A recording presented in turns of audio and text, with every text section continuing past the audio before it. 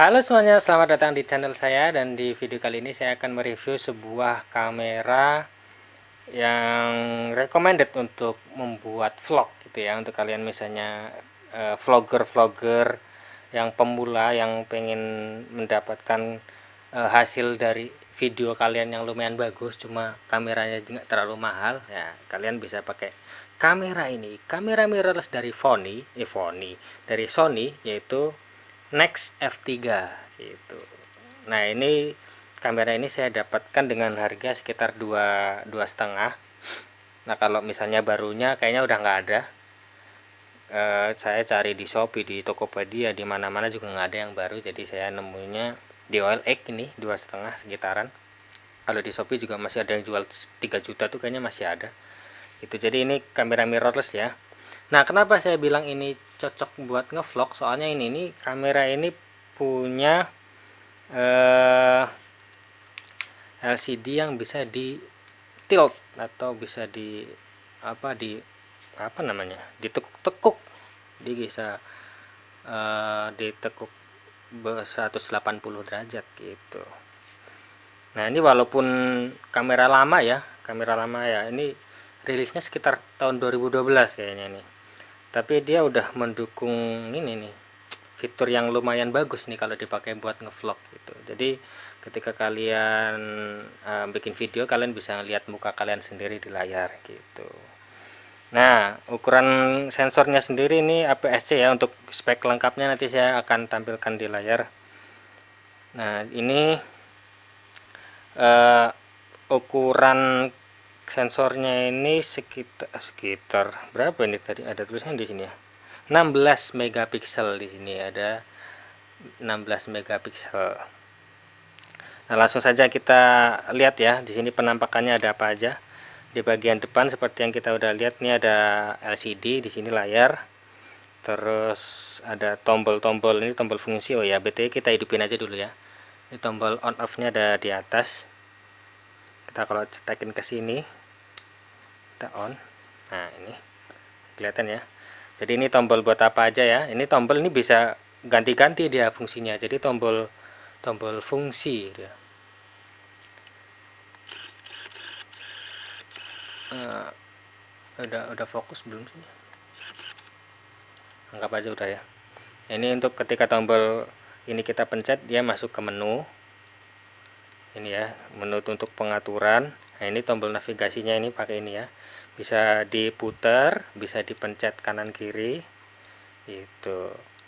Ini kalau misalnya mau beli pengaturan, tinggal pencet tangannya, oke, itu. Kita bisa ngatur macam-macam di sini ya. Ada ini kecerahan, ada power save, eco mode, area setting, bahasa. Nah, kalau kita pencet ini lagi, ini untuk kembali gitu. Nah, kalau biasanya di kamera-kamera DSLR kan di atasnya ini ada semacam putaran gitu ya, switch gitu ya, buat ngatur mode-modenya. Kalau pakai ini, kita masuknya ke sini, shoot mode itu. Jadi kita bisa pilihnya di sini.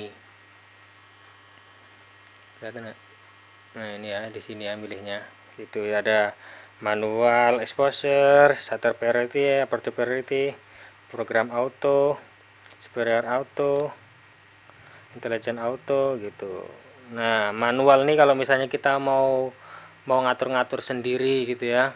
Mau ngatur-ngatur aperture-nya seberapa, terus ISO-nya seberapa, terus shutter speed-nya seberapa, itu kita bebas ngatur-ngatur. Kalau S ini cuma shutternya doang yang bisa kita atur. Kalau aperture-nya cuma bukaannya aja yang kita bisa atur. Kalau program itu semuanya udah terprogram dari sana, udah tinggal foto-foto aja, tinggal jepret-jepret aja gitu ya. Nah, kalau misalnya ini superior auto ya, auto cuma lebih superior gitu. Intelligent auto ya lebih lebih bagus intinya. Nggak lebih bagus juga sih, masnya lebih auto, nggak tahu gimana tuh masnya lebih auto. Ya kalian rasakan sendirilah kalau kalian udah punya nyoba ini. Saya nggak pernah pakai ini, soalnya pakainya manual terus, atau enggak ini pakai yang aperture priority. Jadi jarang pakai ini. Ini juga scene, terus anti motion blur, panorama, 3D manual 3D apa nih, 3D sweep panorama ini juga sangat jarang saya pakai, jadi kurang paham juga saya. Nah, ini untuk kalau di sini ini tombol untuk zoom. Jadi kalau misalnya kita mau focusing, manual focusing, dan kita kurang puas dengan autofocusnya, kita pakai zoom biar bisa biar bisa lebih tajam lagi fokusnya gitu. Nah, ini ya, kalau misalnya mau keluar dari zoom, kalau misalnya mau ngezoomin, ini di scroll, puter-puter. Kalau misalnya mau keluar, pencet ini gitu. Jadi ini tombol 2 ini dia fungsinya bisa macam-macam ya.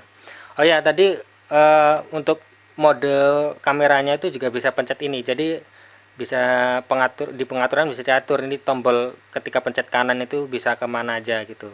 Nah, kalau di sini saya setting untuk mode pemotretan gitu. Kalau pencet bawah, kita untuk pindah-pindah ini nih navigasinya nih. Mau di mau ngatur F-nya atau mengatur shutter speed-nya itu. Kalau mau pindah-pindah tinggal pencet bawah. Kalau tombol atas itu untuk mengatur ini tampilannya, ini mau apa aja yang mau ditampilin gitu. Tinggal pencet-pencet aja. Nanti berubah-ubah sendiri gitu. Nah, kalau untuk mau ngatur ISO gimana? Ngatur ISO tinggal pencet tengah ini, set gitu. Ini juga bisa diatur nanti ketika pencet tengah ada menu apa aja. Kalau di sini saya set untuk ngatur ISO, white balance, sama di range, fokus, sama ini multi fokus atau single fokus atau apa fokus gitu. Atau area fokus gitu ya. Gitu. Nah, kalau pencet ini itu untuk mode ini mau single atau continue shooting atau speed priority continue atau self timer gitu. Kayaknya udah ya. Udah, ini untuk tombol-tombol udah. Nah, sekarang yang di atas nih untuk flash, ini tombol untuk flash, ketika pencet ya muncul flashnya pop up gitu. Kalau ini untuk galeri playback ya gitu. Nah, ini juga bisa buat menghapus ini ya, kalau ketika pencet tombol hapus ya, untuk menghapus gitu. Ketika kita pencet tombol tengah untuk ngeplay gitu ya. Ini emang tombolnya ini emang bisa berganti-ganti fungsi dia, jadi sangat simpel sekali untuk para pemula untuk belajar. Itu sangat simpel. Misalnya kita pencet ini, ketika mau delete tinggal pencet tengahnya, kalau enggak ya pencet yang di atasnya gitu. Udah ya. Terus ini untuk tombol untuk merekam. Jadi kalau misalnya mau merekam tinggal pencet ini. Nah, dia jadi ngerekam dia. Ini ya. Gitu. Pencet lagi, dia stop merekam. Nah, ini untuk shutternya ya. Tombol shutternya ini di sini. Kalau misalnya pencet tengah itu untuk fokus.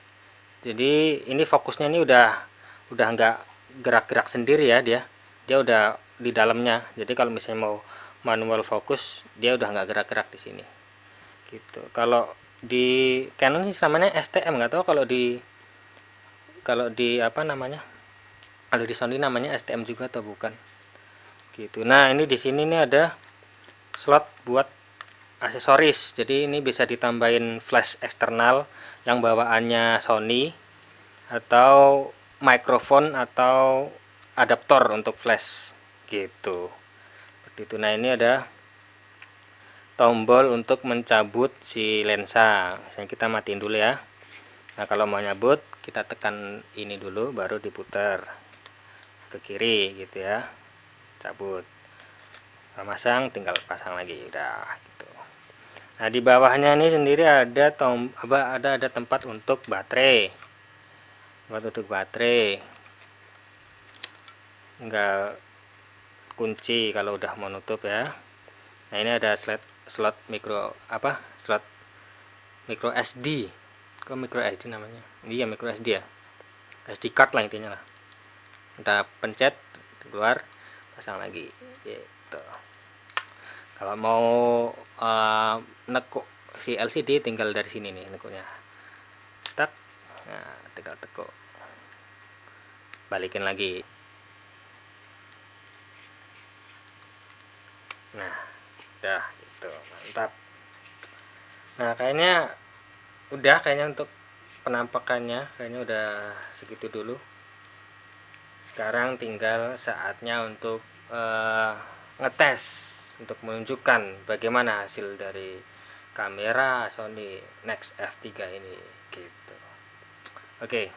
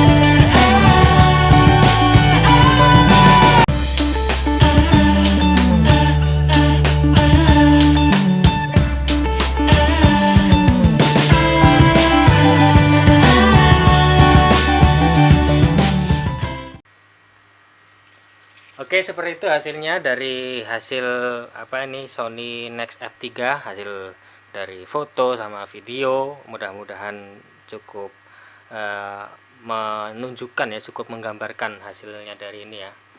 Kalau begitu kayaknya saya akhiri saja untuk video kali ini, mudah-mudahan bermanfaat. Kalau begitu sampai jumpa.